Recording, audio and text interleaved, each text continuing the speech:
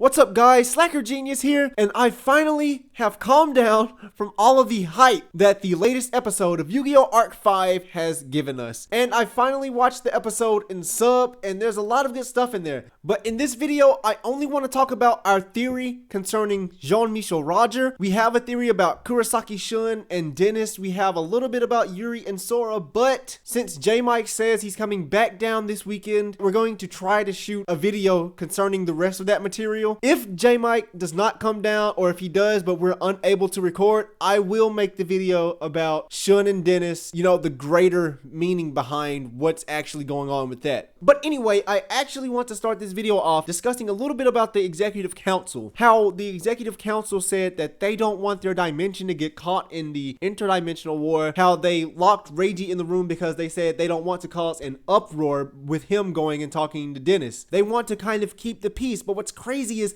they don't know they're already engaged in this interdimensional warfare thanks to Roger and of course because Sora's there. But still, interdimensional warfare is the reality of their dimension. And while they're trying to keep this whole thing a secret, Jean-Michel Roger has finally started to take action. We've seen this in the preview for the next episode. He flips up his chessboard and this huge hologram thing comes out. He's done playing games. The Executive Council wants to get Dennis to keep the word of this interdimensional warfare stuff from spreading. But Roger wants to use his security forces to capture Dennis, probably because Dennis is from academia and he has to save his homeboy. Roger's security and the Executive Council security, or whoever those guys are, have almost clashed twice. First during the apprehension of the Lancers, and second when they tried to apprehend Yugo and Yuzu. And both times he was angry because he has to follow the council's rule.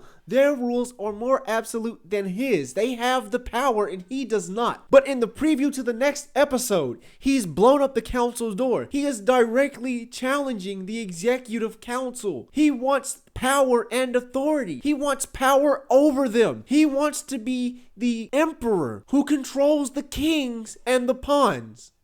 Wait, the emperor who controls the kings and pawns? Oh my gosh, guys, it's been in front of our faces the entire time. According to the website that I've linked below, a king is a person who rules a territory and the people of that territory. However, an emperor is a person who rules all of the territories, and as a result, he rules over the kings. In the game of chess, there are two sides with two different kings, and the players decide what each piece does. However, Roger is the only player of this game. He's the only one playing on this board, and everyone are his pawns. The white pieces represent Roger and his security. The black pieces represent everyone else. On Roger's team, I believe that Sergei might actually be his king. But who is the king of the other side?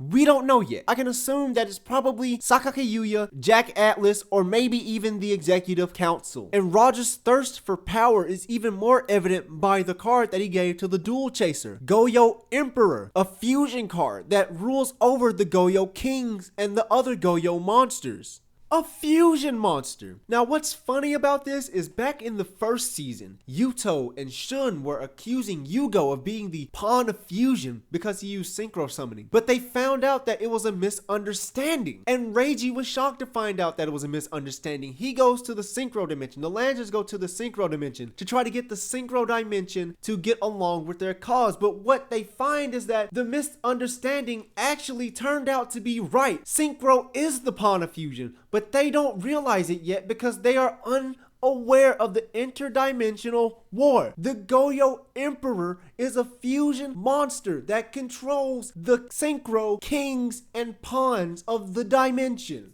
And I just want to thank the writers for all of this symbolism and foreshadowing that they've put in this show. It's amazing. But anyway, guys, that's all I have for you guys today. Don't forget to like, comment, share. I hope you liked this video. Be on the lookout for that Dennis versus Shun analysis video. We're going to try to get it through Jmike. But like I said, if Jmike cannot come this weekend, or if we cannot shoot the video this weekend, I will make the video like I've made the last several videos. But anyway, that's all I have left to say for now. Have a wonderful week, and we will see you next time. And since that's it, goodbye.